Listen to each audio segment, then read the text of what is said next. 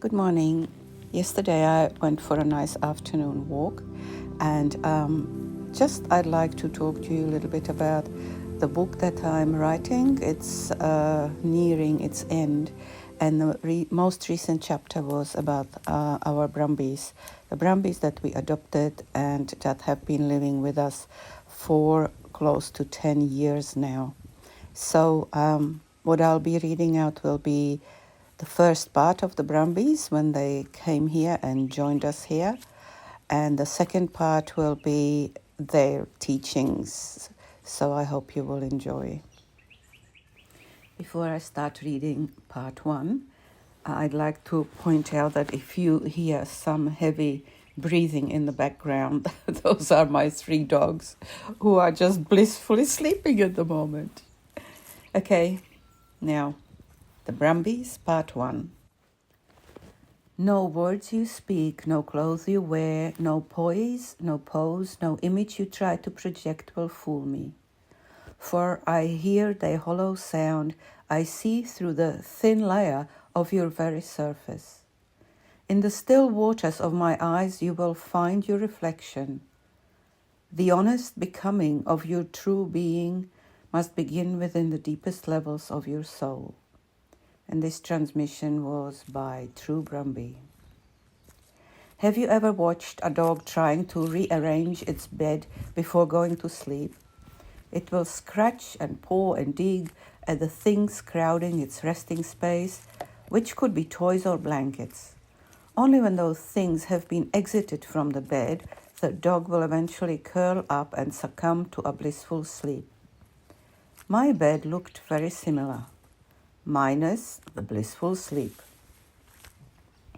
When morning finally dawned, many tosses and turns later, I felt as if I'd been piling up bricks all night rather than just kicking around a few pillows and a blanket. Yet, despite aching muscles, a foul taste in my mouth, and a slightly blurred vision, there was also adrenaline generated by a growing excitement. The Brumbies are coming tonight.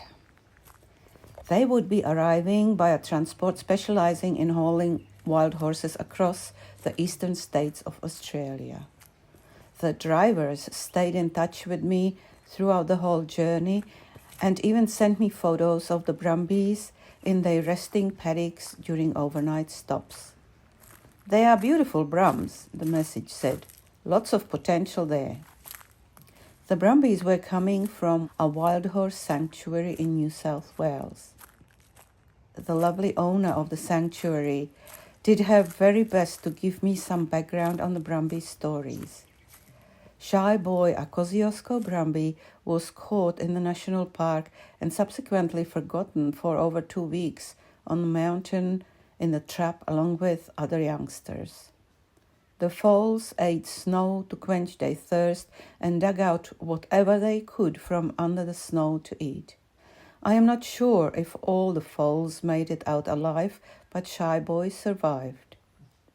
He arrived at the sanctuary in a pitiful state. He was also affected psychologically. This manifested by cribbing or windsucking, extreme flightiness, and complete mistrust in humans. KP, or Kid's Pony, or Kip, was trapped as a foal in the Victorian High Country.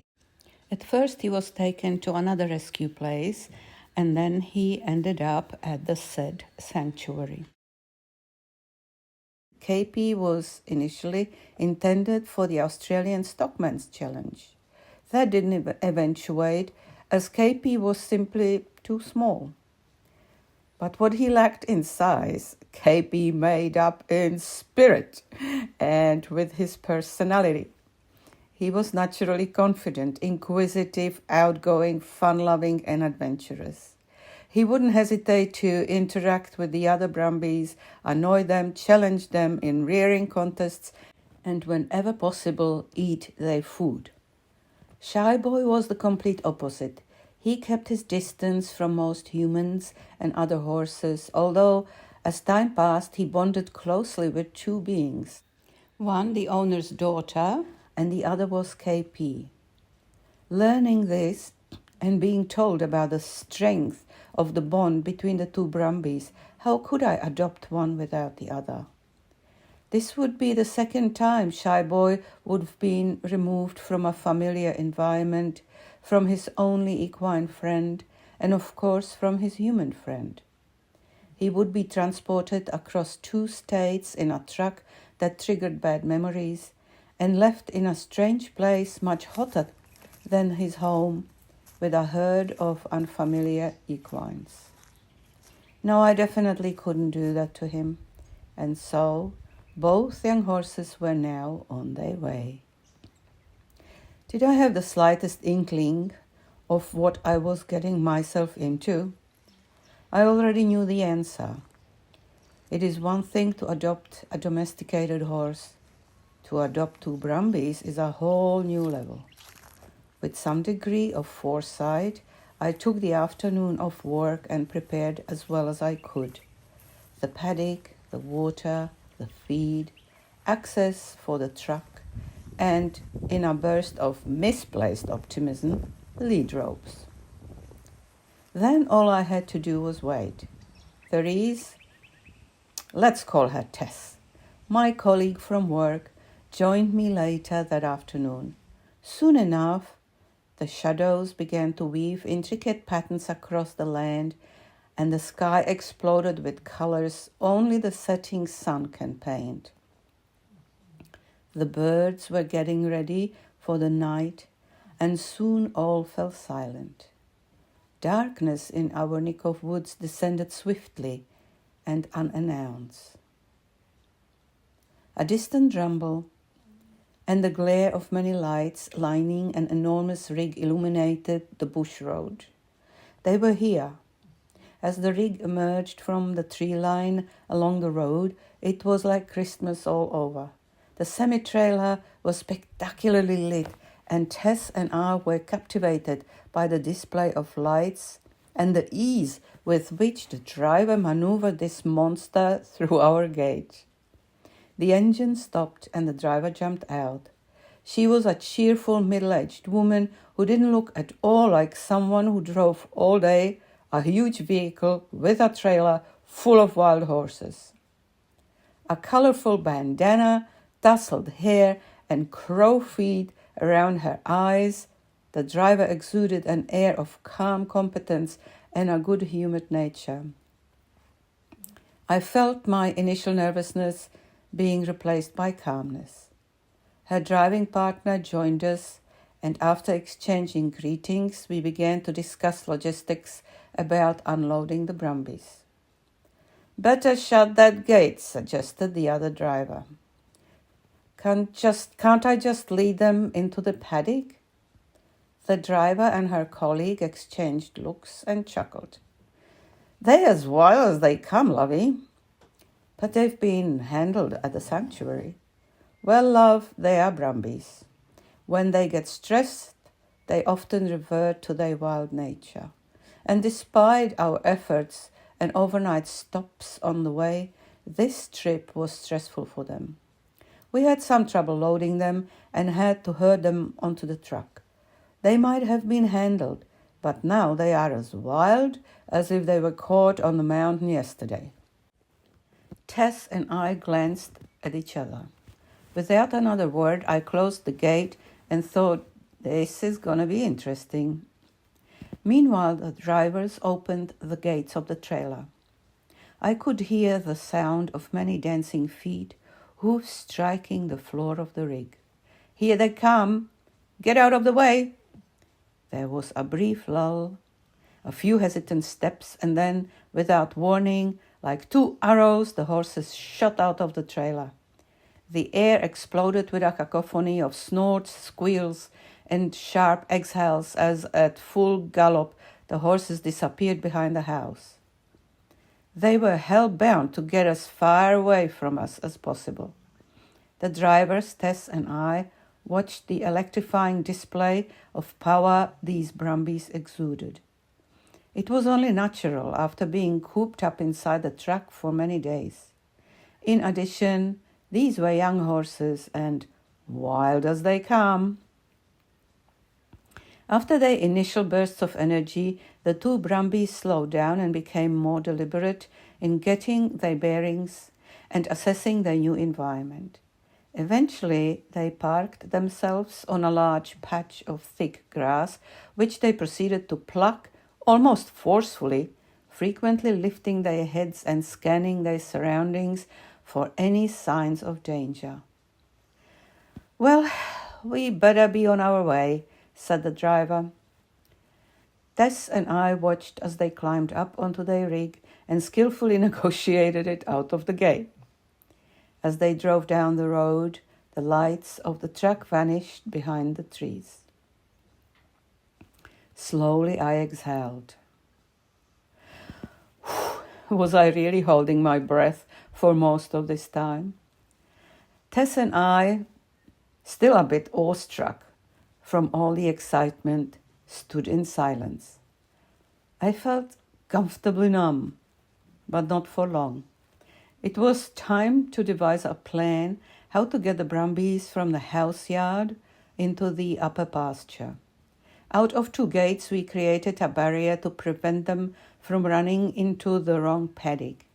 We threw some flakes of loosened hay into the pasture and then approached the grazing Brumbies. It goes without saying that they were fully aware of what was going on and watched us with keen interest. I spoke to them softly, explaining that this is going to be their new home from now on. I continued saying that we will now help them get into the pasture, which is much larger than this patch of grass. The Brumbies eyed me apprehensively. As soon as I crossed that invisible boundary and walked into their space, they bolted in the opposite direction. Slowly I followed. The horses galloped around the 1-acre garden, made a few passes by the gates, and took note of the hay on the other side of the fence. It didn't take long at all for Shy Boy to figure out how to get to the hay. He quite deliberately trotted towards the open gates, took a sharp turn to the right, and entered the upper pasture, closely followed by KP. Breathing a sigh of relief, Tess and I shut both gates. The two Brumbies took a brief sniff of the hay, noted the water trough, and with thundering hoofs galloped into the pasture until darkness swallowed them. The night took up rain, and only Tess, I, and the stars bore witness to two free spirits getting acquainted with their new home. It was getting late, and Tess had to leave. "This has been quite an adventure," were her parting words before she drove off. I remained outside a while longer. Slowly my body relaxed, my heartbeat returned to its resting rate, and my breathing became deeper. I turned my gaze inwards. I felt gratitude and humility. Today's events turned out well. I was grateful for the competence of both drivers, for Tess's company, and for Kate's love and dedication to the wild horses. I was humbled by the purity of the two Brumbies and by the opportunity to give them a new safe home. A light breeze touched my face, and with it came an almost physical sensation of peace. The night was dark, only a few stars twinkled on the otherwise black dome of the sky. The earth hasn't rotated enough to reveal the Milky Way yet, and Luna retreated in her new moon phase. The silence of the night was interrupted only now and then by the cry of a night bird. Otherwise, all was still. It was time for me to go inside. The next morning, I woke up to a peaceful scene with both Brumbies grazing side by side at the fence. The sun barely cleared the treetops as I, followed by the dogs, walked up to the Brumbies. The herd hasn't come up yet, but Tate, our Belgian shepherd, didn't grace me with any time for contemplation. He decided to welcome the newcomers the only way he knew. He circled them several times, frantically barking. Missy joined him in the fray. This inevitably sent both Brumbies hightailing across the paddock with the dogs at their heels. When they reached the end of the pasture, something shifted. In astonishing synchronicity, the Brumbies spun around and, heads down, backs arched, they charged at the dogs.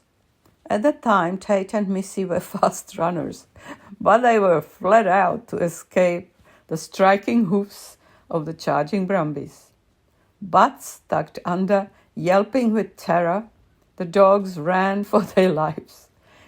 Just in time, Tate and Missy ducked under the fence to safety. Both Brumbies came to a sliding halt, and I could see a victorious gleam in Shy Boy's eyes. It would have been a mistake to assume that the dogs learned from this experience. Quite the opposite. Soon enough, the whole activity would evolve into a game, a battle of wits. During the chase, the dogs would single out the smaller, voluptuous KP. He was the preferred target and also easier to escape from should the tables turn. When pursued by the dogs, KP would soon be joined by Shy Boy, who'd come to his aid. This usually marked the change of events, the dogs escaping, the horses in hot pursuit. As they struggled to outrun Shy Boy, the dogs would split up, each taking off in a different direction. Missy, who was not as fast as Tate, would hide behind KP and use his bulk as a shield. Then, on some subtle impulse, the dogs would regroup and give chase again. It was fascinating to watch. The length and intensity of the game varied from day to day, but it provided a healthy exercise to all involved. The Brumbies' integration into the herd was smooth and effortless. They passed their initiation run and got acquainted with the rules and boundaries within the herd. It did not take long for the Brumbies becoming fully accepted. With time, the close bond between them changed. KP attached himself to Lady Bay, and Shy Boy sought the company and protection from Honey. Both equine elders adopted the youngsters and protected them. Shy Boy also thought it wise to gain favor with Coco, the undisputed monarch among the geldings. Whenever he approached, Shy Boy would clack his teeth to communicate submission. This is a behavior young foals exhibit when they walk up to the stallion within the herd. Interestingly now, many years later, Shy Boy still displays this behavior whenever he enters Coco's space.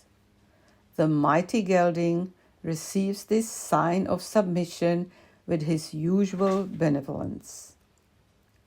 Throughout the years of sharing space with the Brumbies, especially with Shy Boy, a conversation from the movie Hidalgo springs to mind. In the movie, the Sheikh's daughter asks Frank Hopkins about his relationship with his Mustang Hidalgo. "How did you tame him?" To which Frank Hopkins replies, "I didn't." This very much applies to Shy Boy. When he arrived, I made him a promise. "While you live with us, your spirit will never be broken. No one will sit on your back. You will remain true to yourself and to your ancestors."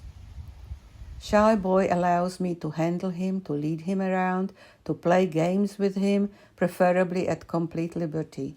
He maintains his distrust of men and has never lost his flight instinct. Of course, this can pose a challenge during vet visits and hoof trimming, which are up to me to overcome. Shy Boy dislikes any kind of pressure or hidden agenda, and he can sense this from miles away. He does not tolerate pretense or manipulation and responds only to authenticity and honesty. A master in reading the subtlest body language, Shy Boy gives immediate feedback at the slightest hint of a hidden agenda. He remains true to his nature, reflecting like a perfect mirror any incongruence in human behavior. When being face to face with Shy Boy, it is like being face to face with absolute, unadulterated truth. I came to accept this. However, there are not many humans I know of who wouldn't find this disconcerting. Being faced with an amplified mirror image of their masks and all that's hidden beneath them, such people tend to blame the horse. The horse is stupid, the horse is high-strung, the horse is dangerous, the horse has no confidence. I look at the Brumby who, at all times, keeps his integrity and remains pure in his essence and say, let's work on some introspection. The horse is perfect.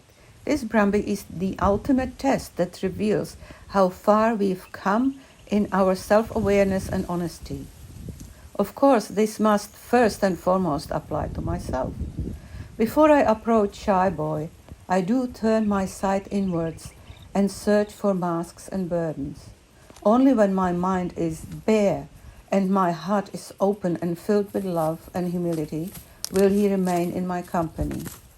Only then he will allow me to halter him, lead him, bath him, pick up his feet, brush him at liberty, sing to him, and feel the joy of his presence in every cell of my body. Only when I am completely true to myself will Shy Boy reveal himself in his full splendor, nobility, and bravery. There are also times when I fail, completely, utterly. But these failures simply present new opportunities to regroup, collect myself, give myself the space and time to reflect and try again, better this time. And so, just like with the other horses, the time had arrived when Shy Boy outgrew his name. That night I was checking on the horses. The moon hasn't risen yet, and out of the darkness, true to his curious nature, Shy Boy appeared. He stretched out his neck and sniffed my hand. The touch of his whiskers, followed by the velvety muzzle, was comforting, safe. My heart threatened to burst with so much love. The electromagnetic fields of both our hearts were almost palpable. I buried my face in his neck and inhaled deeply. Shy Boy's familiar scent filled my lungs, my whole body, my soul. I felt at home. Memories flooded my mind. Memories of a little girl and two huge draft horses appearing from the morning mist. Memories of my grandparents, our village, the old house filled with magic. I glanced over Shy Boy's back. The same mist was now rising up from the pasture. It was the mist of bygone times, of a life lived, and of what was to come. For a while we stood in silence. Then I began to sing our song, which Shy Boy grew fond of. The song, Brothers Under the Sun, is from the movie Spirit Stallion of the Cimarron. My voice was a far cry from Bryan Adams, but Shy Boy didn't mind. Resting my forehead on Shy Boy's neck, I sung. I had a dream of the wide open prairie. I had a dream of the pale morning sky. I had a dream that we flew on golden wings, and we were the same, just the same, you and I. As the words and phrases blended into the night, I felt Shy Boy's warm breath on my arm. The song progressed, and all the worries of the day faded away. In the darkness, there were only two beings in their purest form. They were fully present. There was no past to ponder, no future to worry about. I looked up at the Brumby and saw a quiet, gentle light emanating from his golden mane. You are no longer shy and you are no longer a boy, I whispered.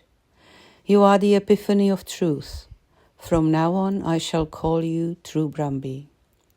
Was it a sigh that I perceived? Was it relief? Perhaps. The moment had passed, and I was about to turn away when I felt another touch on my hand and a muzzle ruffling my hair. This kind of touch was less subtle, mischievous even. This kind of touch was typical for KP. I laughed. There he was. How on earth didn't I hear him approach? "Oh, you are here too," I said. "Well, my little one, do you also want a name change? You are playful, funny, inquisitive. You have courage and you never miss the opportunity to push boundaries. You are true Brumbie's best friend, and thus from now on your name will be Little Brother." That concluded our mini ceremony. I scratched both Brumbies behind the ears, kissed their foreheads, ruffled their forelocks, and walked towards the house. All was quiet apart from the occasional call of the bubuk owl and the sound of grass being plucked by the horses. For one last time, I looked up at the sky, now displaying the full splendor of the Milky Way. And this concludes the first part of the chapter about the Brumbies. The second part will follow next week, and for now, I wish you all the very best and a beautiful week.